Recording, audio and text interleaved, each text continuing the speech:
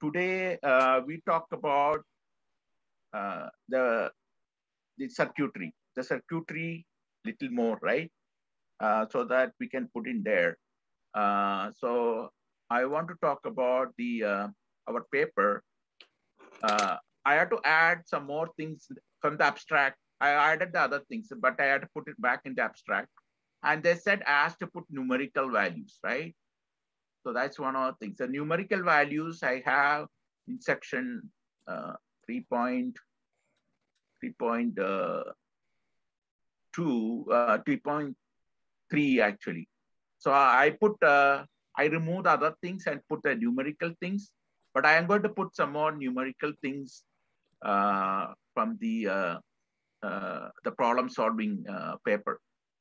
So that the idea is that the experimental observation, volume 3, and this refers to our paper also, is the everybody is concerned about the actual verification. So they say point out some of the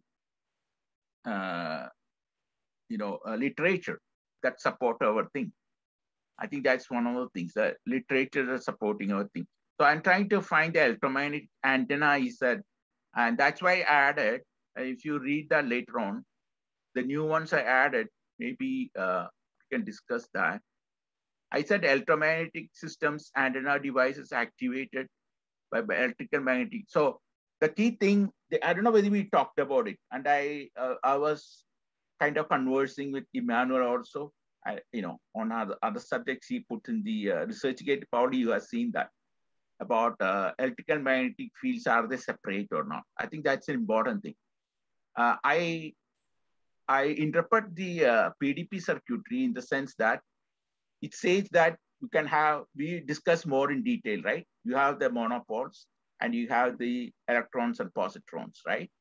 And what happens in the surface, what happens? It rotates. I said it goes like a clockwork, almost like a perpetual motion machine, except that the North Pole and South Pole are asymmetry. So it doesn't, it's not a, it's not SUSY. SUSY essentially will become a perpetual motion machine.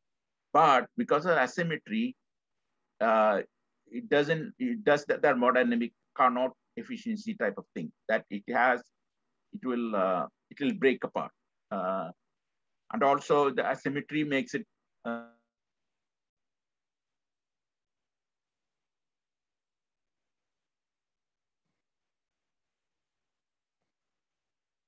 work keeps going, and the clockwork is either there'll be surfaces, right? Okay. Oh, I have something in the background. Sorry. Okay. So the main thing is that we have to talk later on. We need the magic square things and the geometrical interpretation later on, and you're going to add later. But for now, we'll say there are surfaces. We know there are surfaces, right? So in a real material system, what happens is this circuit, the quantum system, let's say on the surface, we have these surface things going on, and we do with scanning tunneling microscope, things like that, right? So the surfaces are active, and they are the ions or the electric and electrons or positrons. Supposedly, they can actually pop out of the surface, right? Especially in vacuum systems. Yeah. But even material system, any environment, material environment system, and taking in general, that could include vacuum also. These things happen. So what happens is, when it rotates, you look at the circuitry. The circuitry that we have there, the PDP circuitry, it says that, okay, I have electron, the top, I have electron, the North Pole, then the positron, and the South Pole. Now it rotates. Suppose it rotates, how much? 90 degrees. Yeah, if it rotates 90 degrees clockwise, what happens? The electrons come on top and the positrons come on bottom, tilted, and the South and North Pole are on the horizontal axis, on the horizontally. So let's say the surface is on top like that. So the electrons are sticking out there. The electrons are sticking out. So you have the electrons sticking out of the surface, right? And so now what happens is when it sticks out, the north and south pole of the electromagnetic field start to come together like a dipole because they are compressed inside so they are inside the matrix or the solid matrix, for example. So they're compressed and they become dipole. So they'll start a Bohr magneton type thing. They'll start spinning. They're spinning. Okay, and that makes sense because electrons automatically, we know Bohr magneton has a spinning effect, right? We already know that. So it makes sense. So our circuit, so that's one way I have to put it there, that I will say that we know I have to add, hopefully this is recorded, so I can use that also in our paper. I'm not going to write everything down now, but that's a very important point. So that verifies part of the very small verification of our electron model. You rotate it under the surface, electron comes. What we are saying from the circuitry interpret is that because of the compression, the south pole and north pole are going to compress together and form a dipole from Gauss theorem, and automatically they start precessing. Okay, so that's like a Bohr magneton. It's essentially directly interpreting the circuitry, the dynamics of the circuitry without referring to anything, right? Now you look at separately.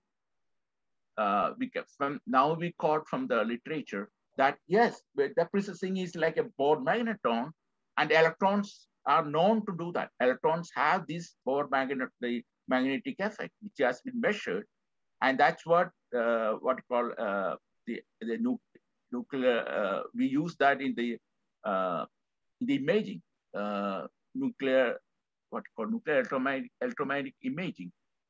What is called famous nuclear magnetic imaging, resonance imaging, NMR, nuclear magnetic resonance imaging. So it's automatically there. So we know that we have measured it. We use in spectroscopy everywhere. So this circuitry automatically tells that I'm interpreting circuitry without referring to that to start with from theory, and it's automatically is correlating with the experimental. So the first verification is already there. We just have to quote the literature and the other side. So one side we are seeing the theory, and the other side theoretical interpretation of the circuitry. The other side we are seeing, whether it correlates with any of the literature. And so already one of those is correlating there. Okay, so that's one of the things. And you can add one more thing to that, and I'm adding that in the paper. So the first part of the paper says that, okay, it is that electrical magnetic flux has, I added in our paper, but I had to add the one I am talking about it later on the surface. Then a particular electrical magnetic tensor vector sticks out. That's what I think. One may simplify looking at this phenomena like the character of the surface normal to be either electric. I had to rearrange some of the words. You can help me also, hopefully I'll appreciate that. To either electric nature or magnetic in nature. So we are talking about electric in nature. Now I'm talking about electrons sticking out, right? That may show observable output in polarization terms. Okay, that I'll talk a little more about that. But main thing I'm saying, magnetic tensors are precessing property like Bohr magneton, whereas electric tensors have more of translation property. So what I'm describing now may be more accurate than, okay. But example, water molecules, but molecular chemistry coagulates coming together to form structures to large macrospaces. Okay, whereas a microwave heating, so this particular precessing is happening in microwave, for example. In microwave, what happens is, so that's what you have to, which one is sticking out. That's the only thing I have to rethink about that. So the microwave, the magnetic thing is, because the H2O, the hydrogen and oxygen, right? the protons, the electrons across have certain asymmetry. So there is a magnetic vector that comes in, and the microwave acts to that. The microwave is at an angle, so that it affects the magnetic vector, and it makes it to precess. So the water molecules are now spinning and wobbling. That's how it starts heating up, right? In the microwave. So again, our thing correlates with that microwave aspects also of water water chemistry, water molecular chemical physics as well. Okay, so it seems to be working out. Now I rotate it. So that's part of it. There may be more we can add to that, but let's move on to the magnetic vector sticking out. Now I now rotate it 90 degrees, one more 90 degrees. So the south pole is sticking out the surface, the north pole. And so again, you have the magnetic vector, right? So the monopoles are sticking out. Now the electrons and positrons are compressed together. So they compress together and they form energy. They annihilate and form energy. Okay. So what I'm mentioning in that one is that it now is creating pressure, most likely phonons or pressure. So I had to go back to our previous thing I described very well in the, I think we discussed that very well in the previous one, when it forms phonons, when it's for photons.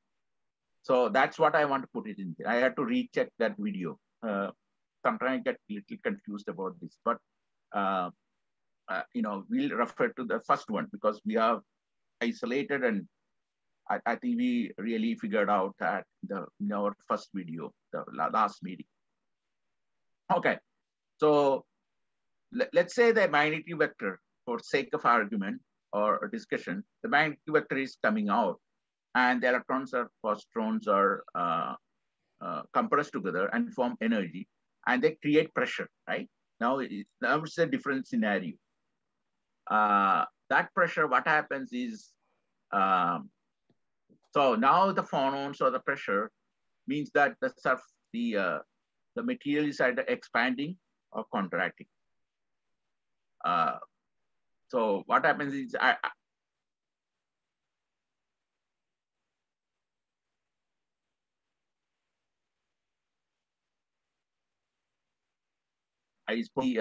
surface. So it's a different phenomenon. We're trying to point out, to think a little more about that, what outcome that comes up. It's a different phenomena. It produces a different phenomena. That's the main thing. And we can, so if the electric vector sticks out, it's a one type of phenomena. If the magnetic vector is sticking out, it's another type of phenomenon. And we know that that's true in materials. Not always the materials act the same way for all the time. Sometimes they react to the water molecule, for example, react to the microwave. And also talk about antenna. They talked about antenna, right? So I'm talking directly about antenna as well. And I have to add some more about that. But what I'm talking about antenna is that, okay, for antenna, what's happening? What is important? Is the electric magnetic vector sticking out or electric vector sticking out? My feeling is that, you have to correct me. I mean, we have to correct it later on. This I am not sure, but I'm just putting out my thought. I'm just thinking aloud that I think magnetic vector sticks out in the antenna. And what happens is the magnetic vector sticks out. So if you have the electromagnetic fields are going around in the environment. So the magnetic sticks out. So that particular electromagnetic vector is intercept the magnetic vector of the antenna is intercepting the electromagnetic field that's coming around it. So it has the information here. So it activates the particular magnetic vector of the electromagnetic field that it comes into contact with, and produces a resonance. And this resonance is what gets input into the antenna. So the signal is absorbed by the resonance of the magnetic vector. That's my feeling. You have to, so now we have to check the literature and see whether that's true, and check whether that is there, that's noted in the literature. Then we are inside. We don't have any problem. We just have to quote the literature. And also he has put the second reviewer has put a lot of the references. We can check those references and see whether it correlates with the thing. So these are some other specifics I have. And if that is there, we have proved partially some of our circuitry. It actually, in a way, is consistently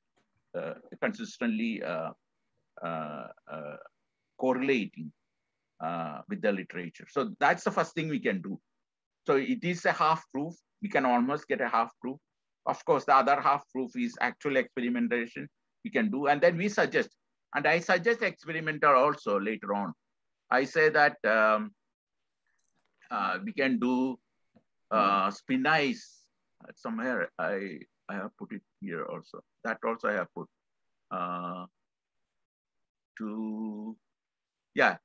with regard in the section 3.5 applications. I said that with regards to experimental techniques, I said that, okay, the applications are, again, we can expand on it. I put briefly, once quantum circuitry can be verified experimental techniques, it will have many wide-ranging applications like quantum computers, quantum supercomputing expertise, supercomputing networks, and then quantum astrophysical. That's our thing. See, I removed our thing and I added this one. I can add a little more what we discussed about your magic square and things. I can briefly mention that.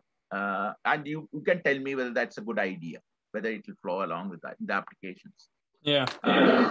And the gravitation, I said electromagnetic gravitation, matter, antimatter systems. Again, I can expand a little more to understand that what we are trying to do is that the matter antimatter symmetry breaking, we talk about in our thing. We can put that and say, okay, maybe this will help to figure out, because of the North Pole, South Pole asymmetry, the matter and asymmetry, we may be able to solve that. That actually it's breaking that symmetry. And then making it more matter than antimatter. That's how everything, the real worlds are coming in. Now, the other aspect we talked about, we briefly touched upon, and the surprising thing, after video, I played the video you said, what the video comes next, I think, it kind of correlates, is Sabine, Dr. Sabine Hossenfeld's thing immediately comes after that. And I looked at it, she talks about a vacuum catastrophe. She nicely, that's one thing you should probably see that. And I had noted it here, I think somewhere. And her video is titled, Physicist Despairs or Vacuum Energy.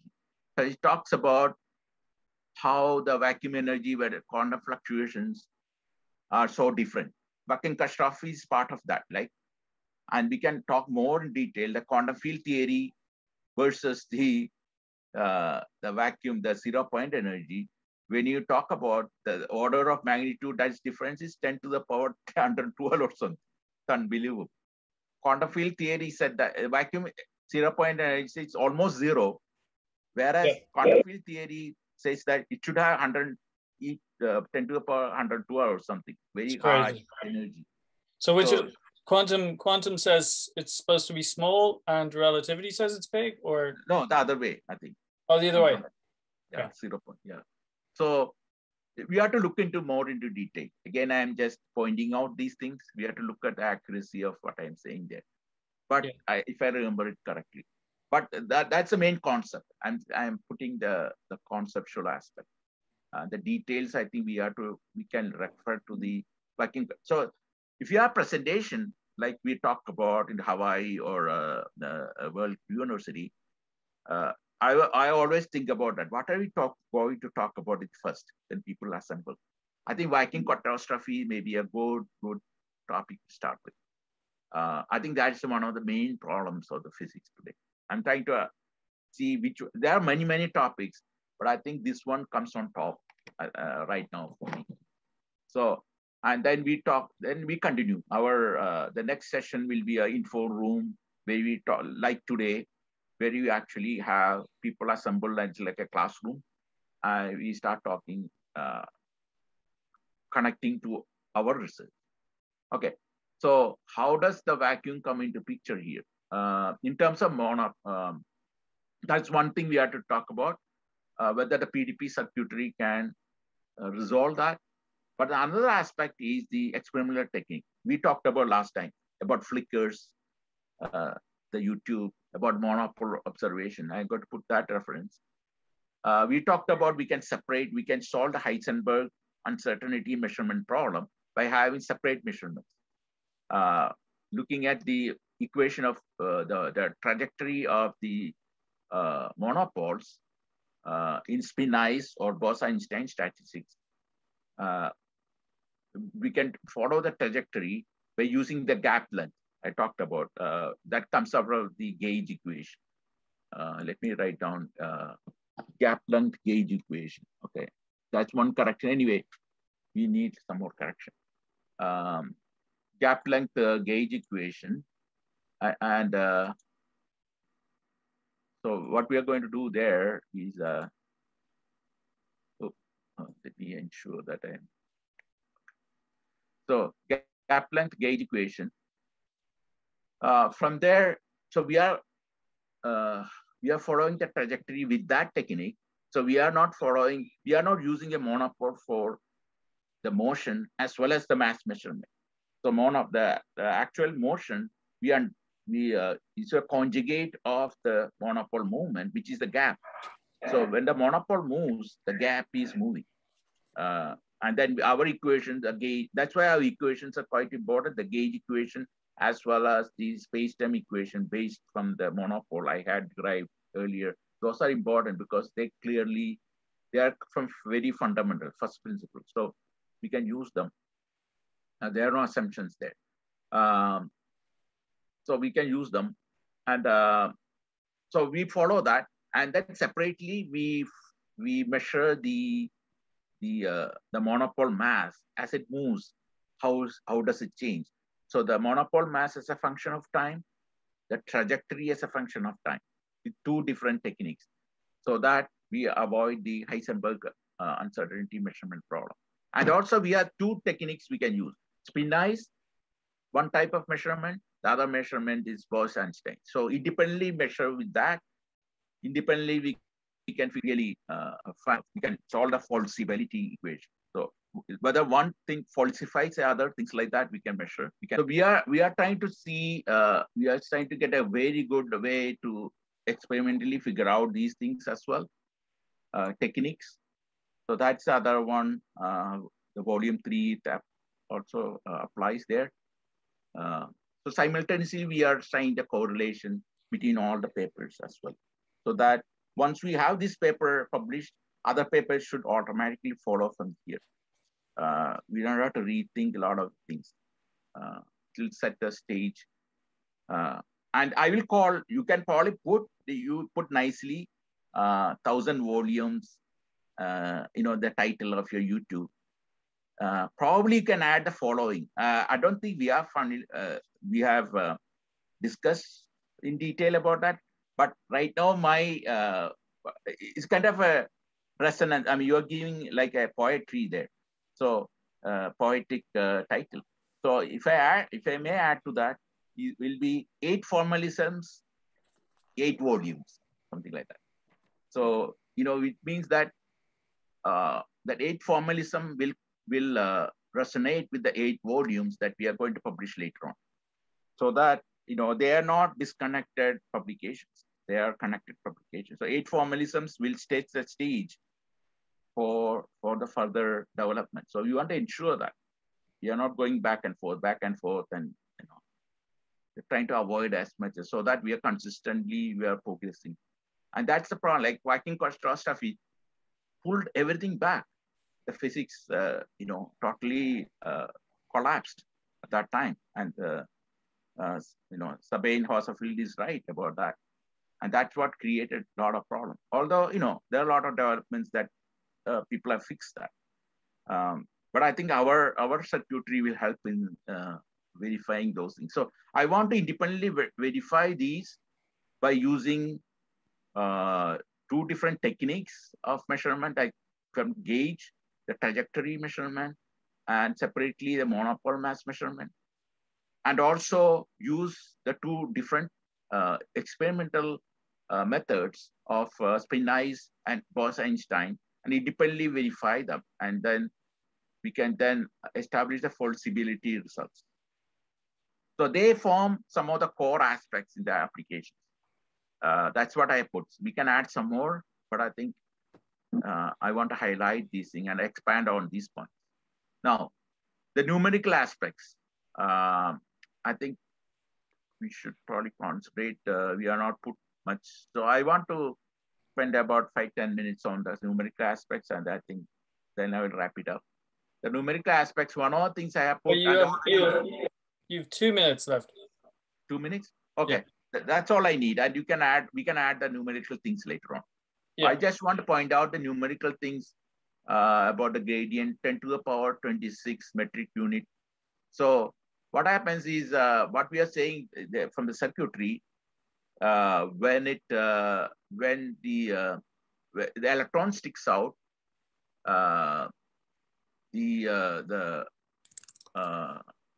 okay, actually the other way around.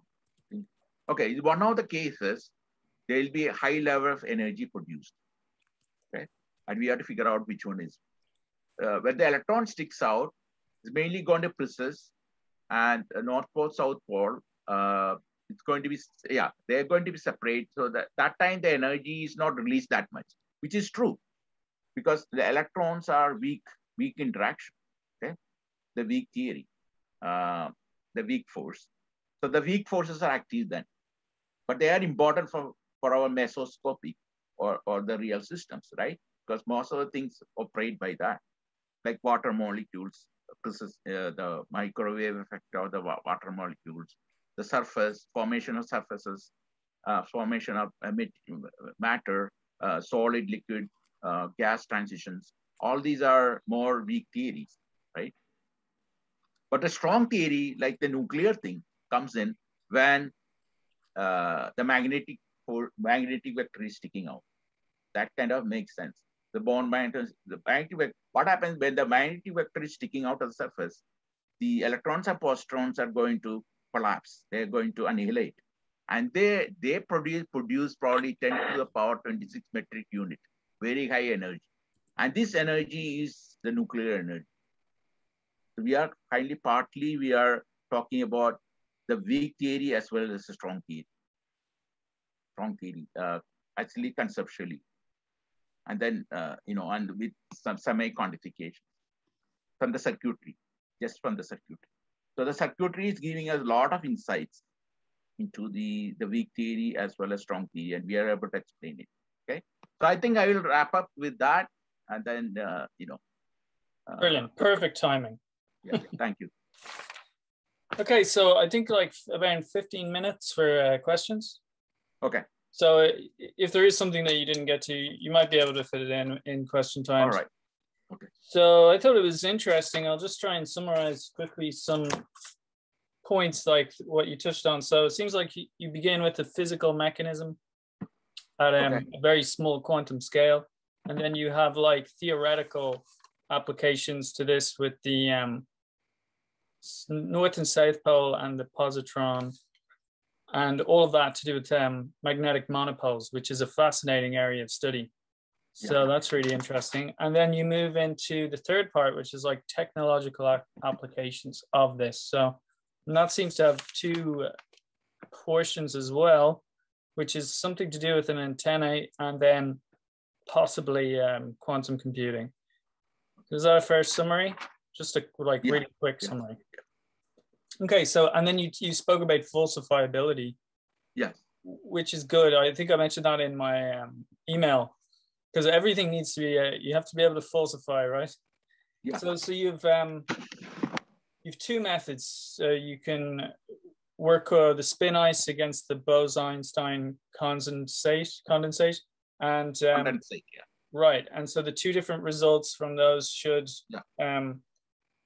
provide a method of falsifiability. Yes. So I don't know enough about Bose-Einstein condensates at the moment. I know that they're like super cooled material. Yeah, very super cool. Yeah. At the, for example, at the close to absolute zero.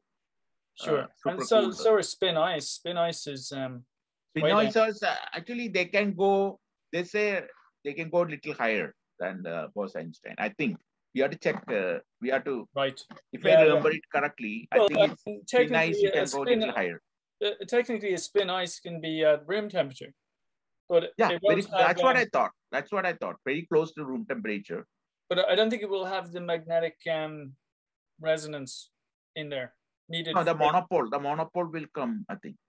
Only at like very low temperatures and a little higher, like you're saying. I think at some points it decoheres though. So that's I learned all of that from the video you sent, Felix. Yeah. Felix Cash. Do you have a chance to look at it? Yeah, it was great. It was really good. I found it he really talks about the spin ice, right? The measurements. Yeah, it was really good. The graphs that shows. If I remember it, I turned it all into many audio. months ago. Huh? They turned it all into audio. Audio signals. Yeah. Yeah, you could listen to the white noise and then it made sense to me because I had thought about before. It occurred to me, and when I looked at it, it confirmed my thoughts. So I was thinking in the correct way. That's what I put it there because, but of course we have to. It's like conjecture. We have to redo it. Once we are this, but we know that the first instance these are correct or a hypothesis or a theorem, and that. But when you prove it, you do it totally different way technique, right? So the same way we are doing now. We are developing theory. We have to rethink about that in the context of the parameters we develop, the observables that we develop. Yeah, absolutely. So I think revision is inevitable, especially in something so complex as this. Yeah, but since you had thought about it deeply, it's not that bad because it's kind of correlating automatically. A lot of automatically it makes sense.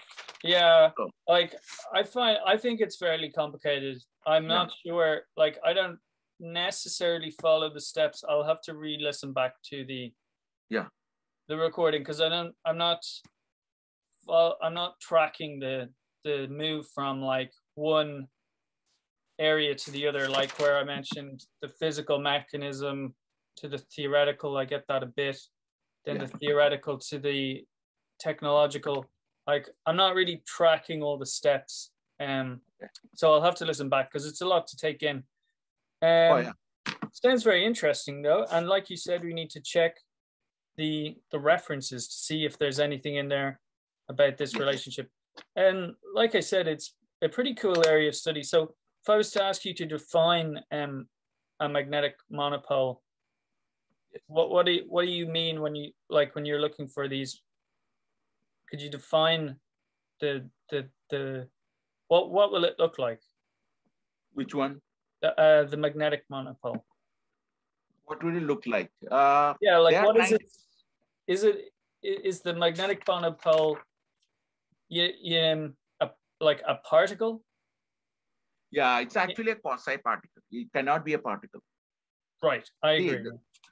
When I look at it, that the monopole has 10 to the power 26 or something. When I calculated, it will be something like that. I think that's something we have to look at, the size of the monopole. I think I mentioned it. When I calculate, it's something coming about 10 to the power 26 meters, which is more like a quasi-particle and particle. Yeah, particles are phonons closer to 10 to the power minus 18 or something like that.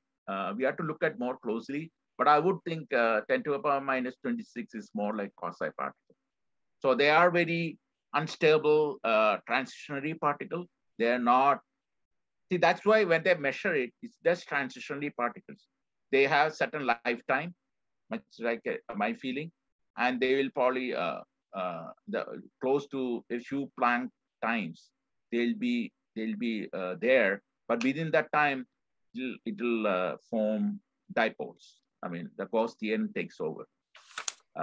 So we don't know. That's something we have to check what time frame they have resonance, or the transition time frame they are alive, the live, how much time a monopole can stay alive in that position. I would think a few Planck time, that's all. Planck time is 10 to the minus 34, approximately. Okay. Seconds, yeah. Well, I mean, if you have a magnetic quadrupole is highly unstable. Yeah. So we have to look at the time and the size. Although a crystal structure like the spin ice is a stable structure. So, and they use some kind of a, I think some kind of a trap mechanism or something to keep it, keep it going. I think magic square maybe ignored in that, my feeling. It looks like they just cool it down and off it goes. Yeah. Like I said, our circuitry automatically says that if you cool it down, the temperature. If you want, here's an interesting thing for you, okay? Well, actually, I should probably research this a bit more before talking to you about it. But it's very much along the lines of what you're talking about. So I might get back to you on that, or we might do it later on. Yeah. But two specific things. One of the sides of the monopole, and the other one is the time, how much time it stays as monopole, like how much time it can stay as a monopole. Right, but if you have these, this is it. I didn't based on that research they did, they have basically speculatively created magnetic monopoles in the spin ice, but they have no way of controlling their they have a way of potentially controlling their creation, but no way of knowing of steering them or of saying we want one. They can't create one and then keep it going and move it around. But over time, yes, they will be able to do that. I believe. Very transitory. Yeah. It's very interesting research. And obviously the application to quantum computing, and even just normal computing is huge. I'm not sure about the antennae. I don't quite follow that. Yeah, I want to satisfy their thing, and I think it has. I'm connecting with the antenna, and it seems to be, So the antenna, what happens is, my feeling, and that's another thing we have to verify. The magnetic vector is sticking out. But what happens? The magnetic field is outward. Yeah. So the magnetic field is what you call perturbing. See, you have electromagnetic everywhere, right? Electromagnetic field everywhere. Now you put a magnetic antenna there. There's a magnetic vector that sticks out. It will perturb the neighborhood of that, and then it starts to connect with the magnetic vector of the other one, and it activates that and produces a resonance. See, so normally the signals are almost like noise level, right? The signal to noise ratio is very, very low. But the magnetic vector, because we are also inputting in the antenna, we are activating the antenna by giving it some power, some power to it, right? Electric power. Yeah. So this magnetic vector is sticking out. Now it could be actually the other way around. It's one of the things sticking out. And what happens is, so it's perturbing the field around that, and then it connects and creates a resonance. So the signal to noise ratio will increase at that level, right? So the signal has enough that the antenna can absorb that. That's how we get. So it is picking, depending on the tune, what we are, so we can tune the antenna. So another thing I should write about tuning of the antenna there. So I should, in the paper, I had to really look at the video because you have put a lot of things in there. I'm not able to write everything down now, but I'll just write tuning of the antenna per the magnetic or electric vector, electric tensor sticking out and resonating with the electromagnetic environment. Okay, thus absorbing